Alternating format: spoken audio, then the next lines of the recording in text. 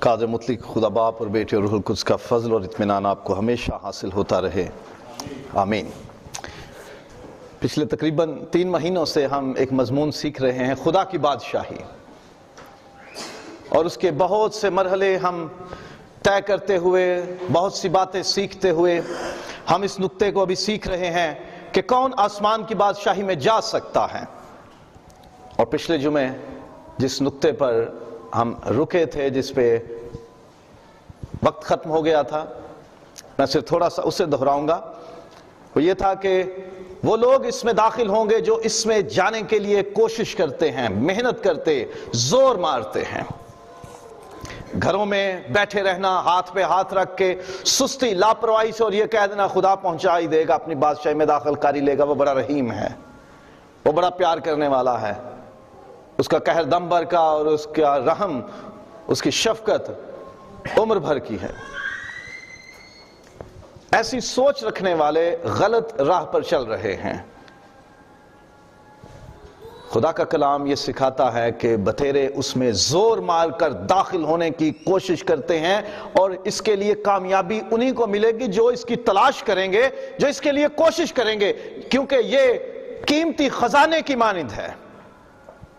خداوند یسوع نے خود سکھایا کہ اس کی تلاش کرو، گھر میں نہیں بیٹھے رہنا، آرام نہیں لینا، کوشش کرنی ہے، اس کے لیے محنت کرنی ہے۔ خداوند یسوع نے تمثیل بھی سکھائی کہ بادشاہی کھیت میں چھپے اس خزانے کی مانند ہے، جس پر ہل چلانے والے نے اس کو جب ہل چلا رہا تھا، اسے کھیت میں سے خزانہ ملا، وہ گیا، سب کچھ بیچا، دولت اکٹھی کی، کھیت کے مالک کو دی کہ میں تیرا کھیت خریدنا چاہتا ہوں، سب کچھ داؤ پہ لگا دیا اور اس کھیت کو حاصل کر لیا، کیونکہ اس میں وہ خزانہ ہے جو سب سے قیمتی ہے۔ آسمان کی بادشاہی بہت قیمتی ہے، اس کے لیے کوشش اور محنت کرنے کی ضرورت ہے، اور وہ لوگ اس میں داخل ہوں گے جو سست نہیں ہیں، لاپرواہ نہیں ہیں، کوشش کرتے ہیں، محنت کرتے ہیں، زور لگاتے ہیں۔ تو ہم کوشش کرتے رہیں، زور لگاتے رہیں، اس کی تلاش کرتے رہیں، سست لاپرواہ نہ رہیں۔ خدا کا کلام یہ سکھاتا ہے کہ وہ لوگ اس میں داخل ہوں گے جو یسوع کے دکھوں میں شریک رہے ہیں۔ خداوند یسوع نے اپنے شاگردوں سے یہ کہا کہ تم جو میری ساتھ تمام آزمائشوں میں میرے ساتھ رہے ہو، اس نے ان کے ساتھ بادشاہی میں شراکت کا وعدہ کیا ہے۔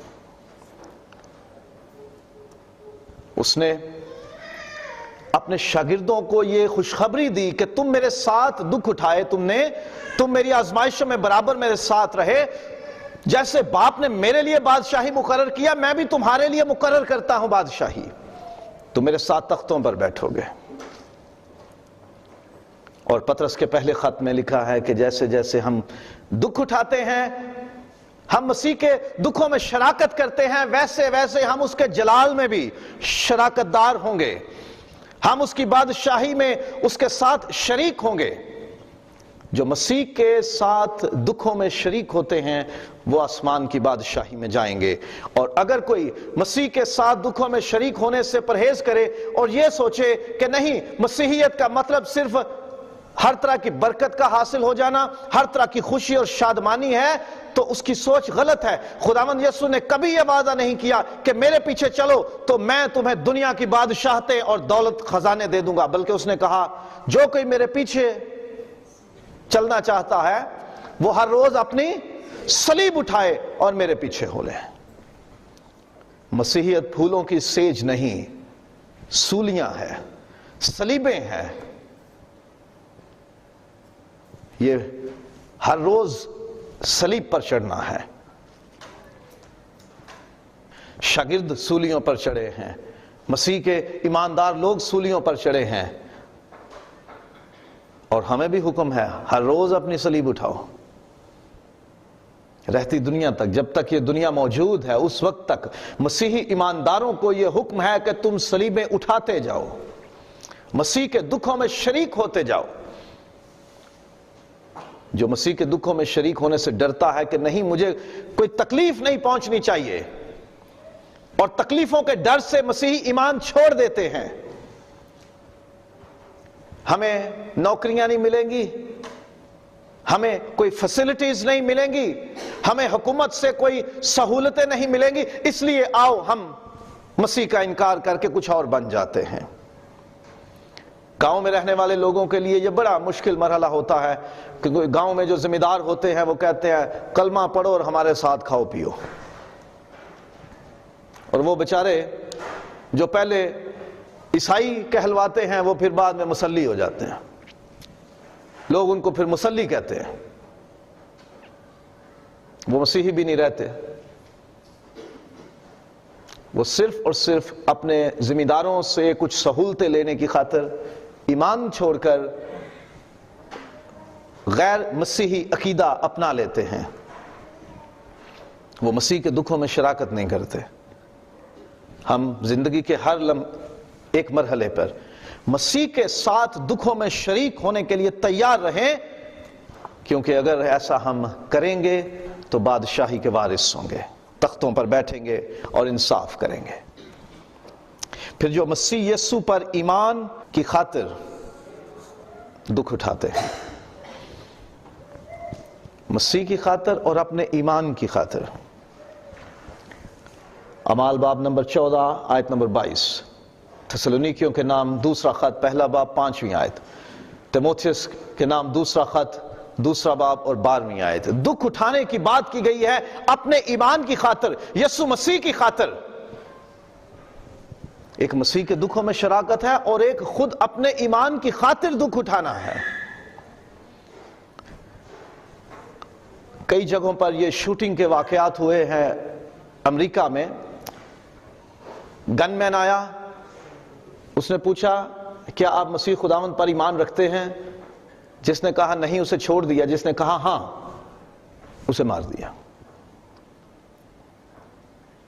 جو ایمان کی خاطر دکھ اٹھاتے ہیں وہ بادشاہی کے وارث ہیں۔ خدا نے ان کے لیے بادشاہی مقرر کی ہے جو مسیحی ایمان کی خاطر اور یسوع مسیح پر ایمان کی خاطر دکھ اٹھاتے ہیں۔ خداوند یسوع مسیح کے شاگردوں کو جب مارا گیا، پطرس اور یوحنا، اور انہیں کہا گیا کہ آئندہ سے یہ نام لے کر منادی نہ کرنا، تو انہوں نے کہا شکر ہے ہم اس نام کی خاطر دکھ اٹھانے، ذلت اٹھانے، بے عزت ہونے کے لائق تو ٹھہرے، ہم مسیح کی خاطر دکھ اٹھانے کے لائق ٹھہرے۔ اپنے ایمان کی خاطر جو دکھ اٹھانے کو تیار ہو جاتے ہیں وہ بادشاہی کے وارث ہوں گے، لیکن جو ہلکی سی مصیبت کے ڈر سے اپنا ایمان چھوڑ دیتے ہیں وہ بادشاہی حاصل نہیں کر پائیں گے۔ بتھیرے لوگ ہوٹل میں بیٹھ کر کھانا کھانے سے پہلے دعا نہیں کرتے، پتہ کیوں؟ لوگوں کو پتہ چل جائے گا کہ میں مسیحی ہوں یا ہم مسیحی ہیں۔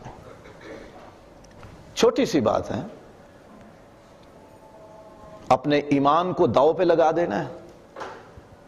کسی مشکل وقت میں اپنے ایمان کو ایک سائیڈ پہ کر دینا، بھئی جان بچانا فرض ہے، ایمان بعد کی بات ہے۔ نہیں، جہاں ایمان کی بات آئے جان دینی بھی پڑے، کوئی پرواہ نہیں، کیونکہ جو جان دینے تک بھی وفادار رہتے ہیں وہ زندگی کا تاج پائیں گے۔ جو جان دینے تک بھی وفادار رہیں۔ وفاداری جان دینے سے پہلے بڑی ہو سکتی ہے، لیکن ذرا غور کریں آیت میں لکھا ہوا ہے جو جان دینے تک بھی، پہلے کی وفاداری اور ہے، زندگی میں وفاداری اور ہے، لیکن جب جان خطرے میں آ جائے اس وقت تک بھی جو وفادار رہتے ہیں وہ زندگی کا تاج پائیں گے۔ جو آخر تک برداشت کرے وہی نجات پائے گا۔ ایک کہانی میں نے پڑھی ہے اس زمانے کی کہ جب مسیحیوں کو رومی بادشاہ بڑے میدان سٹیڈیم میں بلا کر ان کے سر کٹواتے تھے، انہیں جانوروں کے ساتھ لڑواتے تھے، اپنے سورماؤں کے ہاتھوں ان کے ٹکڑے کرواتے تھے، انہیں دکھ دیا جاتا اور مارا جاتا، اور بادشاہ اور پورے رومی جو موجود ہوتے سٹیڈیم میں اس میدان میں لوگ وہ اس سے لطف اٹھاتے تھے۔ 10 لوگ لائے گئے، پوچھا گیا ان سے لائن میں لگا کر، جی کیا آپ یسوع مسیح کا انکار کرتے ہو؟ اس نے کہا نہیں، وہ میرا خداوند، میرا منجی، میرا بادشاہ ہے۔ گردن کاٹ دی۔ دوسرے کو پوچھا انکار کرتے ہو؟ نہیں، اس نے بھی مسیح کا اقرار کر دیا، اس کی بھی گردن کاٹ دی۔ اس طرح کرتے کرتے 9 تک پہنچ گئے، 9 کی گردنیں کٹ گئی۔ 10ویں نے دیکھا کہ یہ تو کٹ گئی گردنیں، اس نے کہا جی میں انکار کرتا ہوں، وہ کچھ نہیں ہے۔ جو روم کا کیسر ہے، حکمران ہے، رومی شہنشاہ، وہ میرا خداوند ہے، وہ میرا بادشاہ ہے، اور کوئی نہیں۔ مجمع میں سے، سٹیڈیم میں جو لوگ آئے ہوئے تھے، حاضرین میں سے ایک دوڑتا ہوا آ گیا۔ اس نے کہا جی کہ میں اس کی جگہ کھڑا ہونا چاہتا ہوں اور میں اقرار کرتا ہوں کہ یسوع مسیح خداوند، منجی اور بادشاہ ہے۔ اسے پوچھا کیوں بھائی؟ تو تو پہلے نہیں تھا، تو تو لطف اٹھا رہا تھا ان 9 کی گردنیں کٹتی دیکھ کر۔ اس نے کہا میں کچھ دیکھ رہا تھا، جیسے جیسے گردن کٹتی تھی آسمان سے تاج اترتا تھا اور ان کی کٹی گردنوں پہ آ کے ٹک جاتا تھا۔ 10واں بھی اتر رہا تھا، جب اس نے انکار کیا تو واپس جا رہا تھا۔ میں نے دیکھ لیا، میں نے کہا وہ تاج واپس نہیں جانا چاہیے، میں وہ لے لوں۔ جان دینے تک بھی وفادار رہیں۔ جان دینے کا وقت آئے، کئی انکار کر دیتے ہیں تو تاج نہیں پائیں گے۔ وہ جو جان دینے تک بھی وفادار رہیں گے، اب اس میں یہ نہیں ہے بات کہ ساری زندگی ہم نے گناہ کرتے رہنا اور جب جان نکلنے کی باری آئے گی اس وقت کہہ دیں گے ہم اقرار کرتے۔ جو لفظ ہے نا جان دینے تک بھی، اس کا مطلب یہ ہے کہ اس سے پہلی زندگی میں بھی جو وفادار رہے اور جو جان دینے کے وقت تک بھی وفادار رہے، ان کے لیے زندگی کا تاج ہے۔ تو بادشاہی ان کے لیے ہے جو مسیح کے دکھوں میں شریک ہوں، بادشاہی ان کے لیے ہے جو یسوع مسیح اور اپنے ایمان کی خاطر دکھ اٹھائیں، اور بادشاہی زندگی کا تاج ان کے لیے ہے جو جان دینے تک بھی وفادار رہیں، اور بادشاہی ان کے لیے ہے جنہیں خدا نے برگزیدہ کیا، جنہیں اس نے مقدس کیا ہے، جنہیں اس نے دنیا میں سے الگ کر لیا ہے۔ یسوع مسیح نے اپنے شاگردوں سے کہا تم نے نہیں بلکہ میں نے تمہیں چنا ہے۔ پرانے عہد نامے میں بھی بنی اسرائیل قوم کو اور ان کے باپ ابراہام کو خدا نے چنا، انہوں نے خدا کو نہیں چنا تھا، خدا نے انہیں چنا تھا، اور ابراہام سے کہا کہ میں تیرے ساتھ عہد باندھتا ہوں، میں تیرا اور تیرے بعد تیری نسلوں کا، تیری پشتوں کا، تیری قوم کا، تیرے اولاد کا خدا ہوں گا اور وہ میرے لوگ ہوں گے۔ خدا نے جنہیں چن لیا ہے، جنہیں برگزیدہ کیا ہے بادشاہی کے لیے، وہی اس میں جائیں گے۔ کئی لوگ ایمانداروں کی جماعت میں شامل ہیں۔ خداوند یسوع نے خود کہا تھا بتھیرے کہیں گے خداوند خداوند، لیکن ان میں سے ہر کوئی آسمان کی بادشاہی میں داخل نہیں ہوگا، صرف وہی جو آسمانی باپ کی مرضی کے مطابق چلتے ہیں۔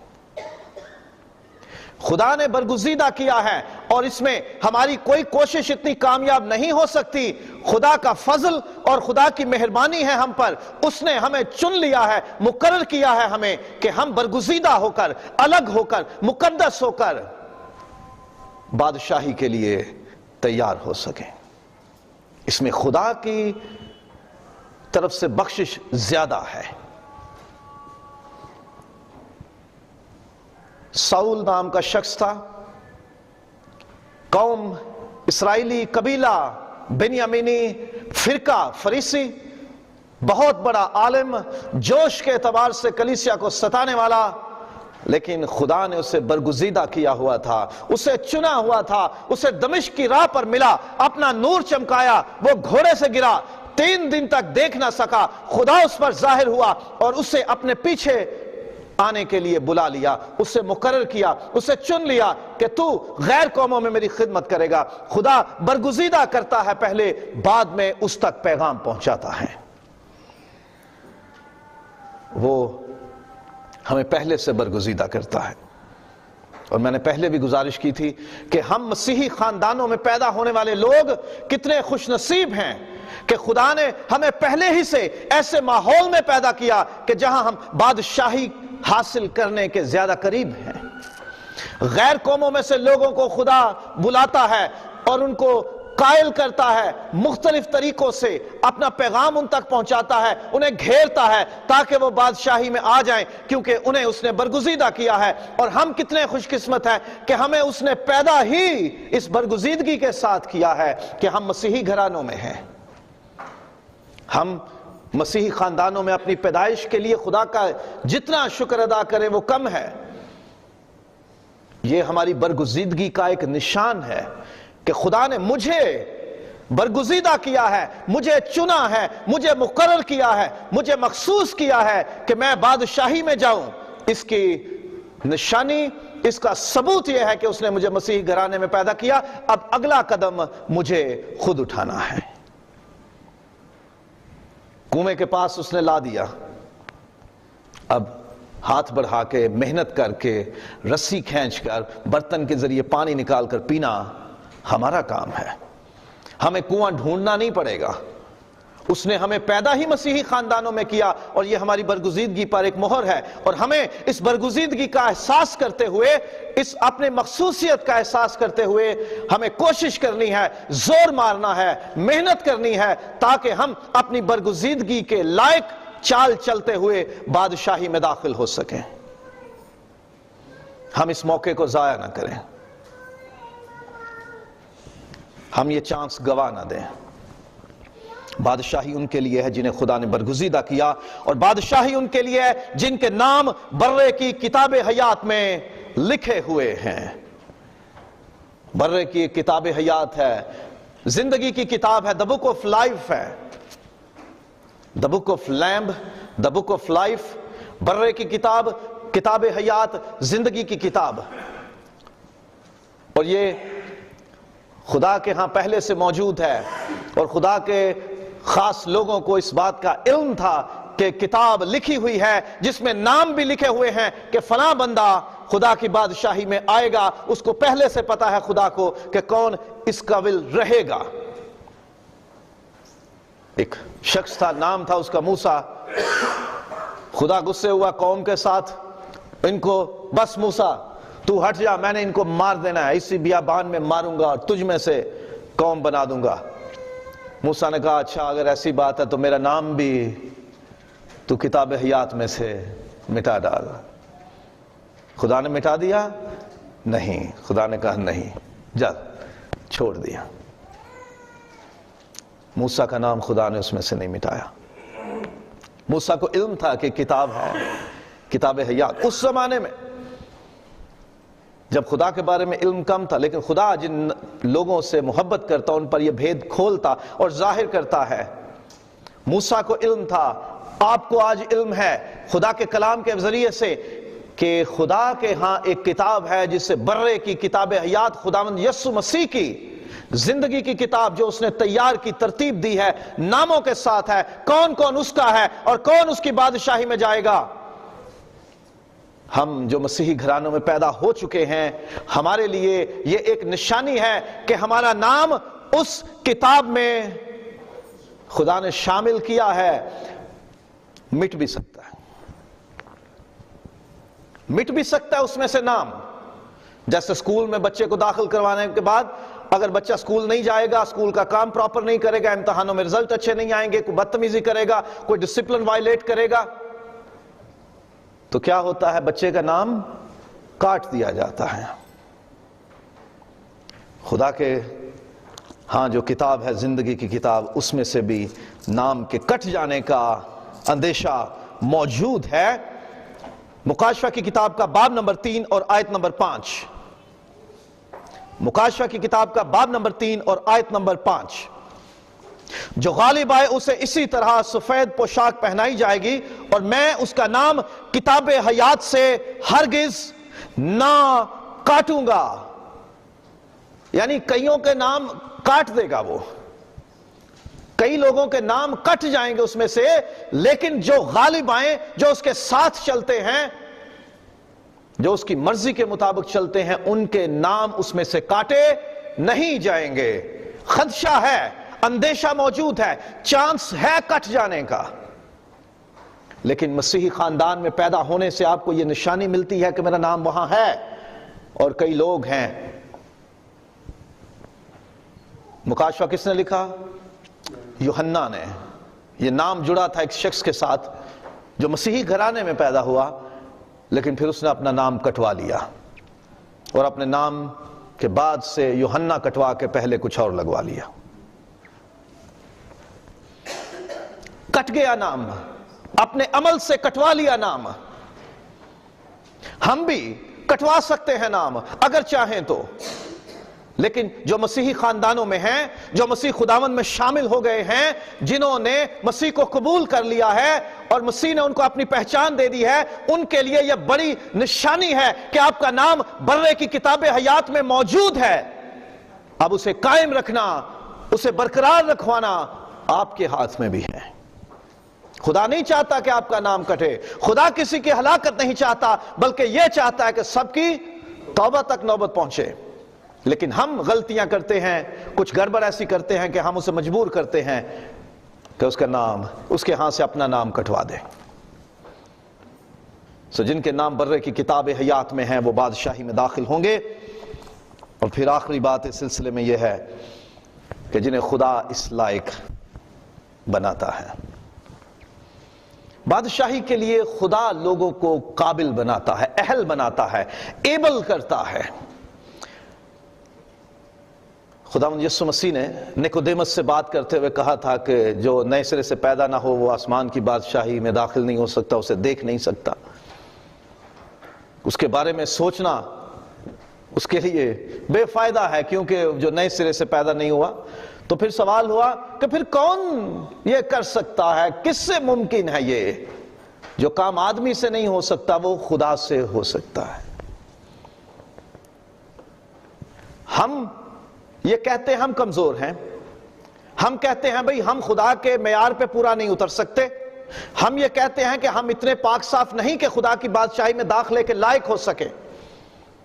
ہاں ہم کمزور ہیں، کیونکہ ہم گناہ والی زندگی میں، گناہ والے لوگوں میں، گناہ والی دنیا میں رہتے ہیں کہ جس کا سردار ابلیس ہے۔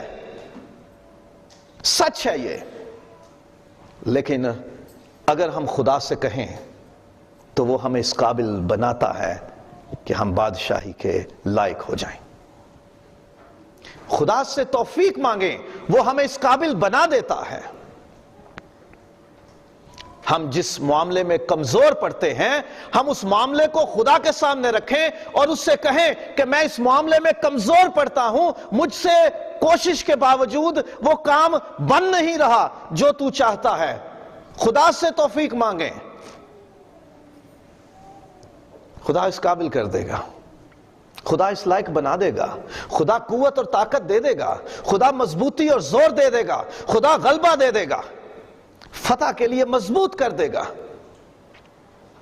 ابلیس جو ہم پہ غالب آتا ہے، ہمیں دباتا ہے، گناہ جو ہم پر غالب آتے ہیں، ان میں سے نکلنے کا حل یسوع مسیح کا خون ہے، یسوع مسیح پر ایمان ہے، خدا کی تابع فرمانی ہے۔ خدا کے تابع رہو تو ابلیس بھاگ جائے گا۔ یسوع کے خون کا سہارا لے لو تو دشمن شکست کھا جائے گا۔ اگر خدا کے روح کو اپنی زندگی میں آنے کی دعوت دے دو گے کہ وہ میری زندگی کو کنٹرول کرے، تو ہم ہر طرح کی کمزوری پر غالب آ سکتے ہیں۔ خدا ہمیں اس لائق بنا سکتا ہے۔ تو ہم یہ عذر پیش نہ کریں، ہم یہ ایک ایکسکیوز پیش نہ کریں کہ جی ہم سے نہیں ہو سکتا، ہو سکتا ہے۔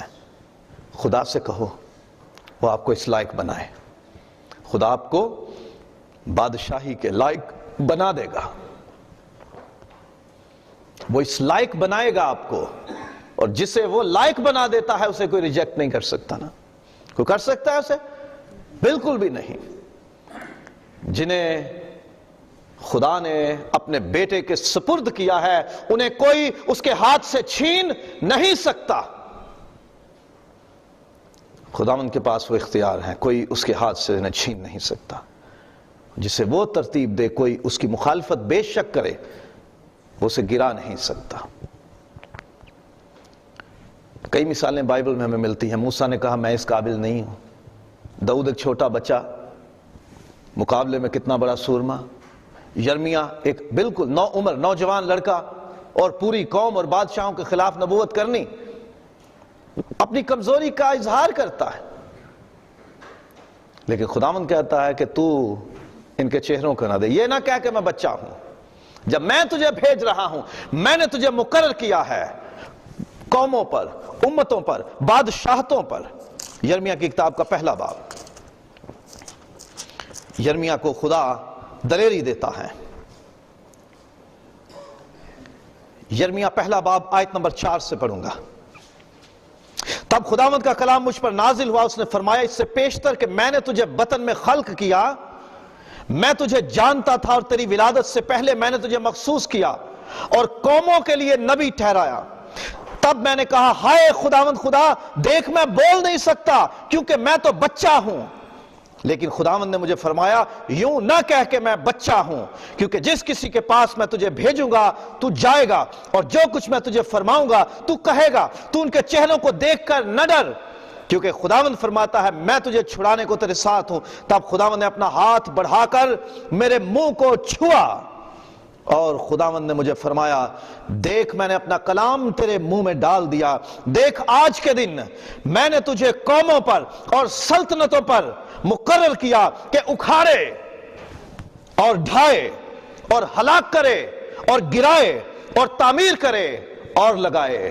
کتنا بڑا کام خدا نے اسے سپرد کیا، اور وہ کہتا ہے میں بچہ ہوں۔ خدا نے کہا یوں نہ کہہ، اس کے منہ کو چھوا، اس قابل کر دیا اسے کہ وہ بڑا کام کر سکے۔ ہم کہتے ہیں ہم قابل نہیں ہیں، ہم اس میں جانے کے لائق نہیں، بالکل غلط۔ ہم قابل اور لائق ہو سکتے ہیں اگر ہم خدا کی بات مانیں اور اس سے کہیں کہ تو ہمیں اس قابل بنا، اور جسے وہ قابل بنائے گا اسے کوئی بادشاہت روک نہیں سکتی، اسے کوئی سلطنت روک نہیں سکتی، اور بڑے بڑے کام خدا اس سے کرواتا ہے۔ خدا کے تابع رہو، اس سے کہو کہ ہمیں لائق بنا، ہمیں اس لائق بنا، تو ہمیں اس لائق بنا، ہم سے نہیں ہو سکتا، تو ہمیں اس لائق بنا۔ خداوند آپ کو اپنی بادشاہت کے لائق بنائے گا۔ اب اگلا مرحلہ یہ ہے کہ کون اس بادشاہی میں نہیں جا سکتا۔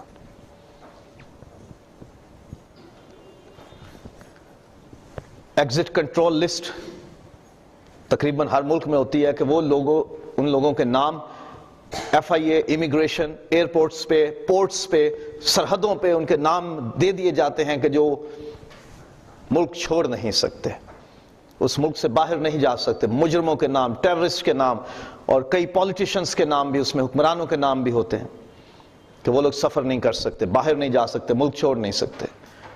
اور کئی ملکوں میں یہ پابندی ہوتی ہے کہ یہ فلاں نام کا بندہ انٹر نہیں ہو سکتا۔ اب پاکستان میں ایک مذہبی تنظیم ہے، اس کے سربراہ انڈیا ان کو دہشت گرد مانتا ہے، ان پہ ایک فلم بھی بن گئی ہے۔ اب وہ یورپ کے کسی ملک میں ان کو تسلیم نہیں کرتے، وہ کہتے ہیں یہ بندہ ٹیررسٹ ہے، ہم نے اس کو ایکسپٹ نہیں کرنا۔ ان کے داخلے پہ پابندی ہے، وہ داخل نہیں ہو سکتے۔ خدا کے ہاں بھی بین لگا ہوا ہے کئی لوگوں پر کہ وہ اس کی بادشاہی میں داخل نہیں ہو سکتے۔ اب وہ بین کس کس پہ ہے؟ ہم یہ دیکھیں گے جس کا نام کتاب حیات میں لکھا ہوا نہیں ہے. کئی لوگ ووٹ ڈالنے جاتے ہیں اور جا کے کہتے ہیں جی یہ میرا آئی ڈی کارڈ ہے، شناختی کارڈ ہے، یہ پلیز مجھے ووٹ کاسٹ کرنے دے. تو ان کو کہا جاتا ہے جی آپ کا نام ہی لسٹ میں نہیں ہے، اس لیے آپ فارغ ہو، آپ جاؤ، آپ کا نام ہی نہیں ہے ادھر. جس کسی کا نام خدا کی کتاب حیات میں نہیں لکھا ہوا وہ بادشاہی میں داخل نہیں ہو سکتا. اور پھر جو یسوع مسیح پر ایمان نہیں لاتا، اب میں نے پچھلی بار یہ تفصیل سے بتانے کی کوشش کی تھی کہ اس ایمان سے کیا مراد ہے. ایمان تو شیاطین بھی رکھتے ہیں، شیطان بھی ایمان رکھتے ہیں. یسوع مسیح کا سامنا ہوا بدرو گرفتہ لوگوں کے ساتھ اور انہوں نے کہا اے خدا تعالیٰ کے بیٹے تجھے ہم سے کیا کام پڑ گیا، ہمیں وقت سے پہلے عذاب میں نہ ڈال. اسے جانتے تھے، اس پر ایمان رکھتے تھے کہ اس میں یہ پاور ہے، کہ یہ خدا کا بیٹا ہے.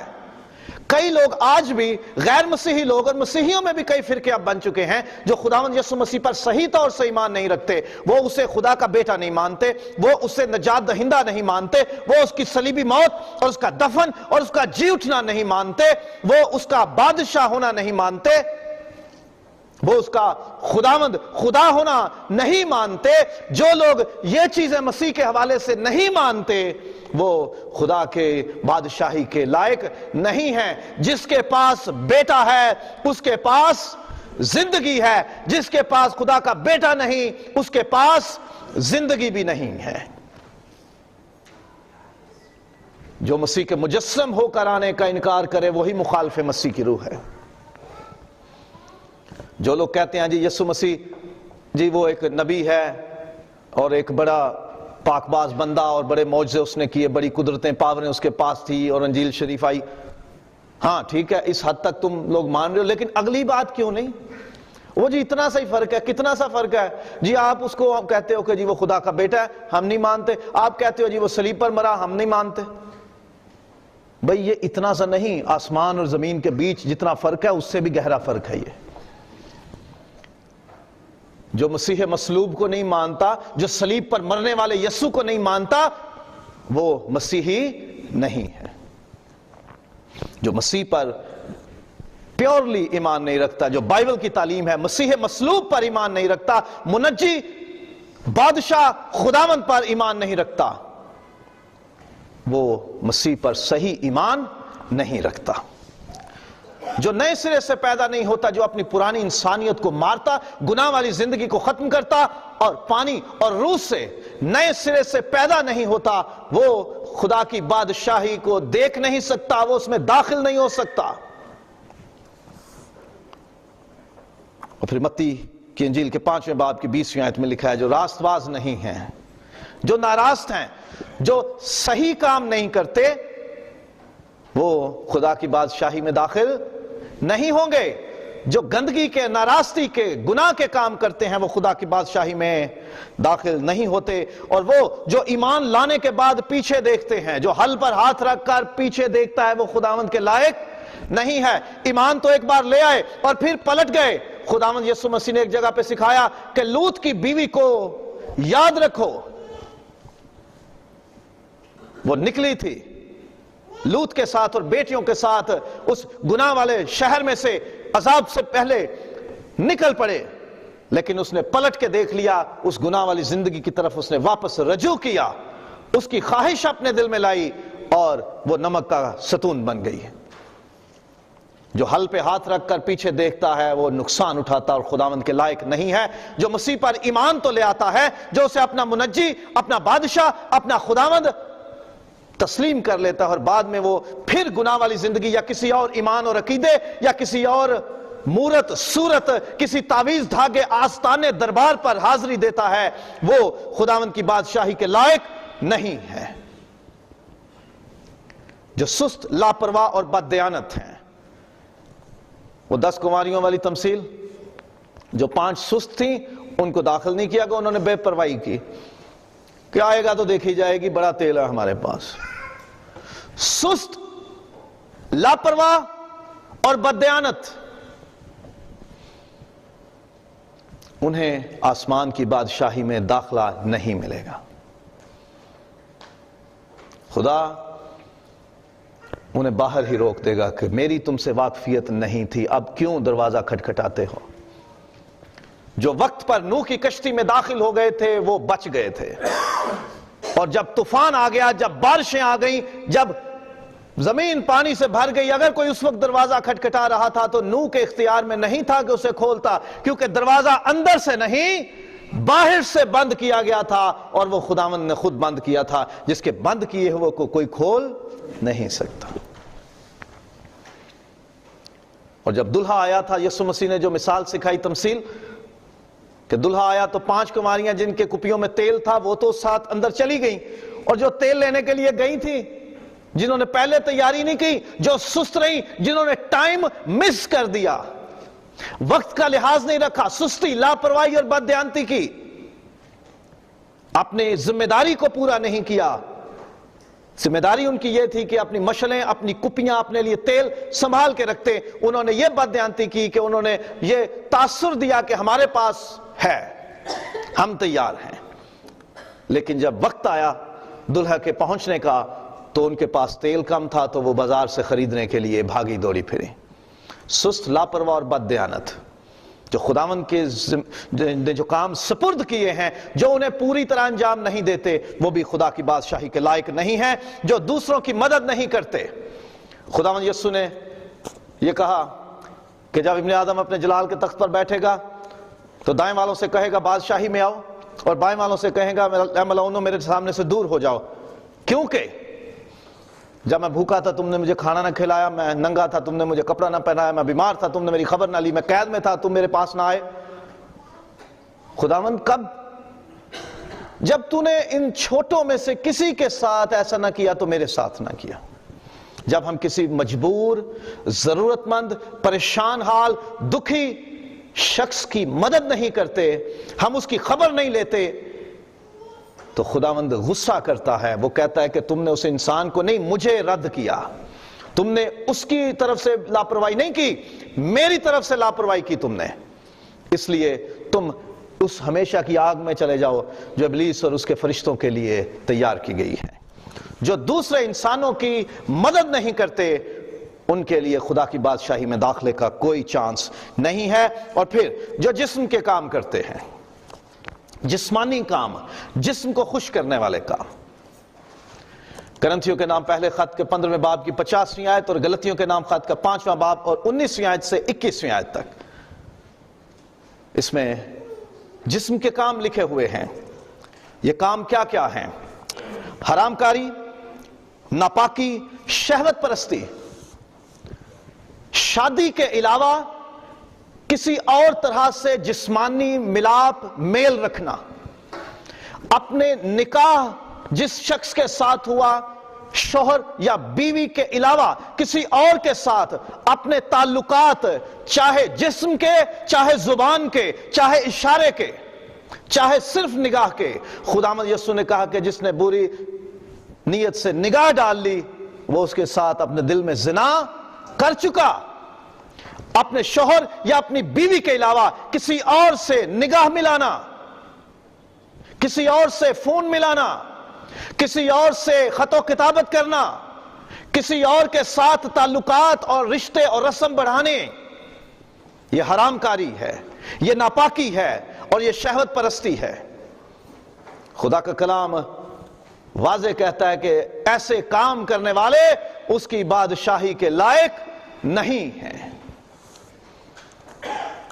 کرنتھیوں کے نام خط میں لکھا ہوا ہے کہ اور جو ہم گناہ کرتے ہیں نا وہ جسم سے باہر ان کا تعلق ہوتا ہے، لیکن جو زناکار ہیں، جو حرام کار ہیں، جو بدکار ہیں، وہ جسم کو برباد کرتے ہیں۔ اور کیا تم نہیں جانتے کہ تم خدا کا مقدس ہو اور خدا کا روح تم میں بسا ہوا ہے؟ جو خدا کے مقدس کو برباد کرتا ہے خدا اسے برباد کرے گا۔ ہمارے جسم خدا کی ہیکل ہیں، اگر ہم اسے ناپاک کرتے ہیں حرام کاری، زناکاری اور بدکاری کے ذریعے سے، شادی کے علاوہ کوئی اور رشتہ اور تعلق قائم کرنے کے ذریعے سے یا شادی میں رہ کر جیون ساتھی کے علاوہ کسی اور کے ساتھ تعلق قائم کر کے، تو یہ خدا کے حضور مکروہ ہے، ناجائز ہے، انتہائی غلیظ ہے، اور خدا اسے قبول نہیں کرتا، اور اس کی سزا خداوند دیتا ہے۔ پھر جسم کے کام یہ ہے بت پرستی اور جادوگری۔ ہم خدا کا کوئی سٹیچو نہیں بنا سکتے۔ خداوند یسوع کا سٹیچو، مقدسین کے سٹیچوز بت پرستی ہے، اس سے نکلے۔ زمانہ تھا کبھی مشنریز نے بتوں سے ہٹا کر ہمیں خداوند یسوع کی طرف لانے کے لیے وہ بت ہمیں دکھائے تھے۔ اب 2000 سال ہو چکے ہیں، ہم مسیح میں آ چکے ہیں، ہم نے پہچان لیا کہ نہ اس کی صورت کوئی زمین پر ہے، نہ میری صورت زمین پر کی کسی شے کے مطابق بنانا، نہ آسمان پر کی کسی شے کے مطابق۔ اس نے حکم دیا ہے کہ کوئی مورت اور صورت نہ بنانا، نہ تراشی ہوئی، نہ پینسل سے بنائی، نہ برش سے، نہ کلر سے بنائی ہوئی۔ کسی پیر فقیر کے مزار پہ جانا، خداوند یسوع مسیح کے نام کے علاوہ کسی اور کے نام کا صدقہ دے کر اپنے لیے کچھ مانگنا، بت پرستی ہے، جادوگری ہے۔ تعویذ دھاگے لینا، کسی کے لیے جی پھونک مار دینے، بابا جی تو بڑے کام ہو جاتے ہیں، میرا فلاں کے ساتھ ذرا جھگڑا ہے، میں اس کو ذرا درست کرنا ہے، ذرا اس کو بتانی ہے، یہ غلط کام ہے، خدا اسے پسند نہیں کرتا۔ بغض، نشہ بازی، ناچ رنگ اور ان کی مانند، اس سے پہلے عداوتیں، جھگڑا، حسد، غصہ، تفرقے، جدائیاں، بدعتیں۔ عداوت جو رکھتے ہیں اپنے دل میں، خداوند یسوع نے فرمایا ہے کہ تو اپنے دشمنوں سے بھی محبت رکھو، عداوت نہیں رکھو۔ جھگڑا ہو گیا کوئی بات نہیں، اس گھڑی ہوا ختم، سورج ڈوبنے تک تمہاری خفگی نہ رہے۔ سورج ڈوبنے کا وقت آ گیا، دن کے جھگڑے ختم، عداوتیں ختم، جھگڑا ختم، حسد نہ کریں۔ اگر کسی کے پاس کچھ اچھا ہے، اچھا پیسہ، اس کے پاس اچھی نوکری، اس کے پاس اچھے کپڑے، اچھا گھر، اچھی گاڑی، کچھ فیملی میں بھی اچھے لوگ ہوتے ہیں، حسد نہ کریں، محنت کریں، خدا آپ کو بھی وہ سب کچھ دے۔ خدا سے مانگے جو بغیر ملامت کیے فیاضی سے بخشتا ہے۔ چھیننے کی کوشش نہ کریں کہ اس کا برباد ہو جائے، اس کا برباد ہو جائے گا تو آپ کو مل جائے گا۔ کسی کا کچھ اچھا دیکھ کر حسد نہ کریں۔ غصے پہ قابو پائیں۔ خداوند یسوع نے یہ سکھایا ہے پہاڑی واز میں کہ تم سن چکے ہو، کہا گیا تھا خون نہ کرنا، لیکن میں تم سے کہتا ہوں غصہ نہ کرنا، کیونکہ غصے میں آ کر ہم گالیاں دیتے ہیں، ہم آستینیں چڑھاتے، لڑائی جھگڑا کرتے، اور پھر ہاتھا پائی ہوتی اور بات قتل تک پہنچ جاتی ہے۔ غصہ ہے جو ہمارے رشتے بھی برباد کرتا ہے۔ نمک تیز ہو گیا، غصہ اٹھا کے پلیٹ پھینک دی، روٹی ٹائم پہ نہیں دی، غصہ، جوتیوں سے شروع ہو گئے۔ فون نہیں اٹھایا، گھر پہ آتے فون دیوار پہ مارا، غصہ۔ اور غصے میں آ کے اینڈ اپ کیا ہوتا ہے؟ وہ اپنے میکے، آپ اپنے گھر میں، اور بعد میں پھر بندے ڈھونڈتے پھرتے ہیں کوئی آئے بیچ میں ہماری صلح کرائے۔ غصے پہ قابو رکھیں، چاہے شوہر اور بیوی کا رشتہ ہو، چاہے اولاد اور ماں باپ والدین کا ہو، چاہے آپ کلیسیا میں ایک دوسرے کے ساتھ مسیح میں بہن بھائی ہو، غصے پہ قابو رکھو۔ تفرقے، جدائیاں، پھوٹ ڈالنا۔ کئی بچے کہتے ہیں وہ فلان جو ہے نا وہ ہمارے گھر میں بڑی لڑائی کرانے کی کوشش کر رہے ہیں لیکن کامیاب نہیں ہو رہے۔ کئی لوگوں کی بڑی خواہش ہوتی ہے اس کا کبھی لڑائی نہیں، بھائی کنٹرول کریں، تفرقے اور جدائیاں ڈالنے کی کوشش نہ کریں۔ اگر کوئی ڈال رہا ہے کنٹرول کریں، جو اس کا عذاب سہ رہے ہیں وہ بھی سیکھ جائیں کہ ہم کسی کے کہنے پہ اپنے گھر میں جھگڑا نہ ڈالیں، جدائیاں نہ ڈالیں، تفرقے نہ ڈالیں۔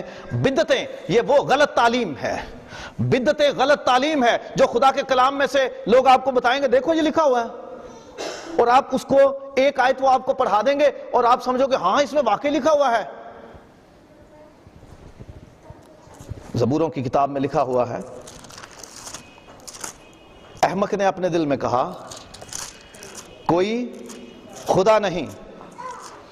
اب بائبل پہ ہاتھ رکھ کے وہ بندہ بتا دیتا دیکھو لکھا ہوا آیت میں کوئی خدا نہیں، بائبل کہتی ہے کوئی خدا نہیں، انگوٹھا ہٹاؤ تو پوری آیت کیا ہے؟ احمق نے کہا کوئی خدا نہیں۔